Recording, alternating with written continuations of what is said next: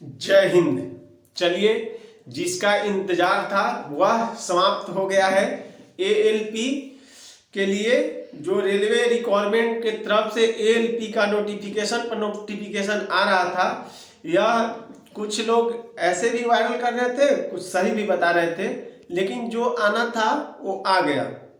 बहाली तो ज़्यादा नहीं आई है जितना आनी चाहिए थी, लेकिन जो आया वो सही ही है। हाँ, इसमें इंक्रीज होने की संभावना है, क्योंकि अभी कुछ लोग उस पर आवाज़ उठाने वाले हैं। आवाज़ कब उठने वाली है? राम मंदिर का मुहदा समाप्त हो जाएगी।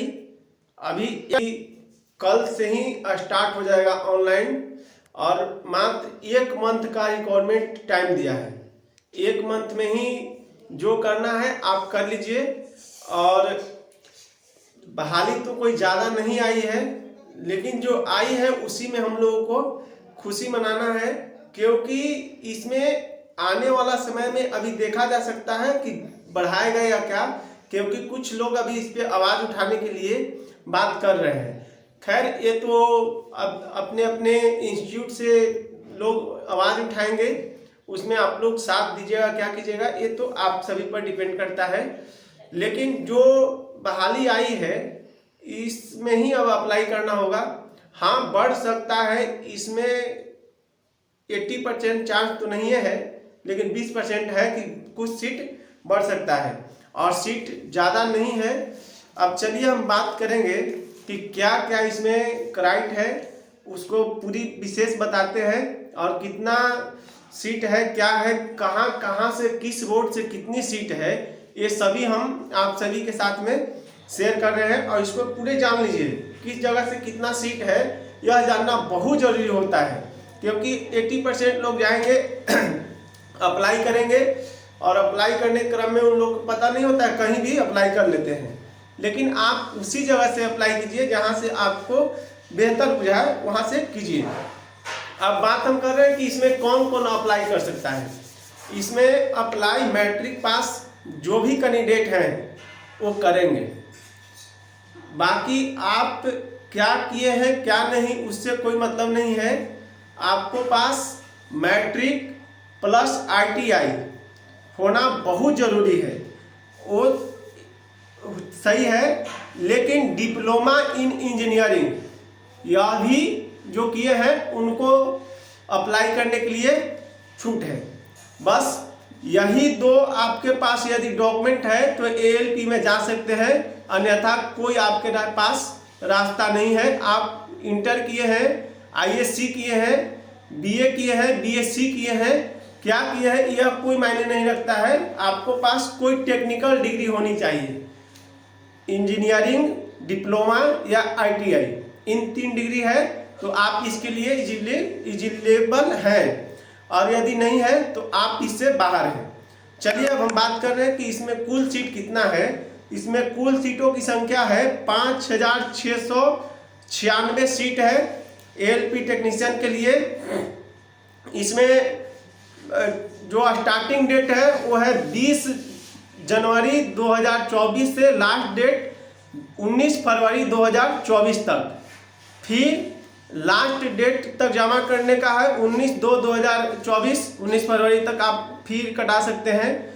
फॉर्म जो करेक्शन का डेट देगा वो 20 से 29 तक 9 दिन करेक्शन आप कर सकते हैं, क्योंकि वो 20 फरवरी से 29 फरवरी तक साइट ओपन रहेगा। यदि कुछ आपका गलत हो जाए तो उसमें सुधार करने के लिए RRB रिक्वायरमेंट दे रहा है टाइम। ये तो अभी आपका ऑनलाइन होगा, उसके बाद की बात है। चलिए, एग्ज़ाम जो होगा आपको CBT एग्ज़ाम होगा इसमें।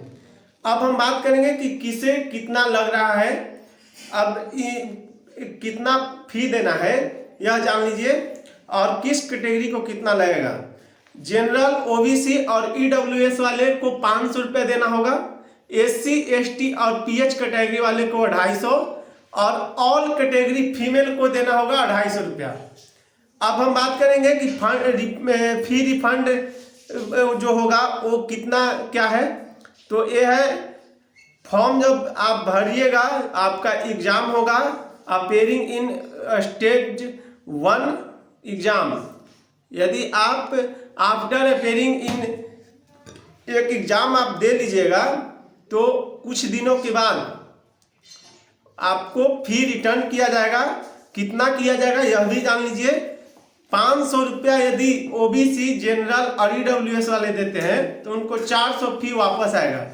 एससी एसटी और पीएच कैटेगरी के जो है उनको 250 रुपया वापस आ जाएगा, और ऑल कैटेगरी फीमेल का जो 250 रुपया लगेगा वो भी पूरा वापस आएगा। चलिए अब हम बात करेंगे कि एज लिमिट जो है, एज कितना रहने वाला है, किसको कितना एज मिलेगा। आपका एज जो काउंट होगा 1 जुलाई 2024 तक, यानी कि 6 मंथ ऐसे एक्स्ट्रा मिल गया, और मिनिमम एज 18 ईयर और मैक्सिमम एज आपको रहने वाला है एएलपी टेक्नीशियन, एएलपी में आपको 30 ईयर। और जो एज रिलैक्सेशन देगा वो रिक्वायरमेंट अपना तरफ से आरआरबी रिक्वायरमेंट देगा, कितना क्या रहेगा। ओबीसी, जनरल और ईडब्ल्यूएस वाले को 3 ईयर का होता है। एससी एसटी पीएच जो होते हैं कैटेगरी वाले उनको 5 ईयर का होता है। अब हम बात करेंगे कि किस जोन से कितना बहाली है, कहाँ से, यह जानना बहुत जरूरी है, क्योंकि इसी में 80% कैंडिडेट जो होते हैं वो जानते नहीं है, अप्लाई करते हैं। तो आप जान लीजिए किस जगह से कितना है। अहमदाबाद से आपका जो है जोन वाइज जो वैकेंसी है सभी को हम बता रहे हैं details. Ahmedabad 238 post, Ajmer 228 post, Bangalore 473 post, Bhopal 65 post, Bhubaneswar 280 post, Bilaspur 124 post, Bilaspur ACR वहाँ से है 1192, एसईसीआर से बिलासपुर एसईसीआर जो है सेंट्रल ईस्ट रेलवे वो 1192 पोस्ट है, Chandigarh 66 post, Chennai 66 post, Gorakhpur 43 post, Guwahati 62 post, Jammu and Srinagar Kashmir वहाँ से है, जम्मू और कश्मीर से 39 पोस्ट, कोलकाता ईआर से 254 पोस्ट, कोलकाता एसीआर से है सेंट्रल ईस्टर्न रेलवे की तरफ से 91 post, Malda ER eastern railway 161 post, Malda SER 56 post, Mumbai ACR 26 post, Mumbai WR 110, Mumbai CR 411, Muzaffarpur 38, Patna 38, Prayagraj NCR 241 post, Prayagraj NR 45 post, Ranchi ACR 153 post, Siliguri से है 67 पोस्ट, और सेकेंडरी बोर्ड ईसीओआर से है 199, सेकेंडरी बोर्ड एससीआर 559, और तिरुवनंतपुरम से है 70 पोस्ट। यही इतना पोस्ट है, कुल मिलाकर 5696 पोस्ट है। और इसी में पूरी ऑल इंडिया के जो कैंडिडेट हैं उनको अप्लाई करने का मौका मिला है।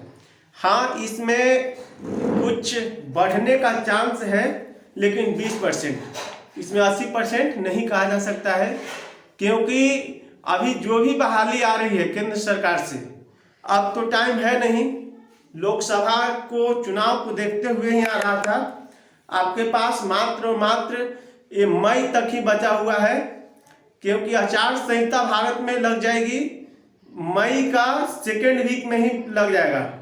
जून में लोकसभा का चुनाव है, इसके बाद पुनः फिर से 5 वर्ष के बाद ही यदि रेलवे रिक्वायरमेंट कोई बहाली लाती है तो 5 वर्ष के बाद ही आएगी। हाँ, अभी 2025 में बिहार विधानसभा का चुनाव है, उसको देखते हुए भी कुछ पोस्ट बचा हुआ है, जैसे आरपीएफ, ग्रुप डी, ये सब आने की संभावना है।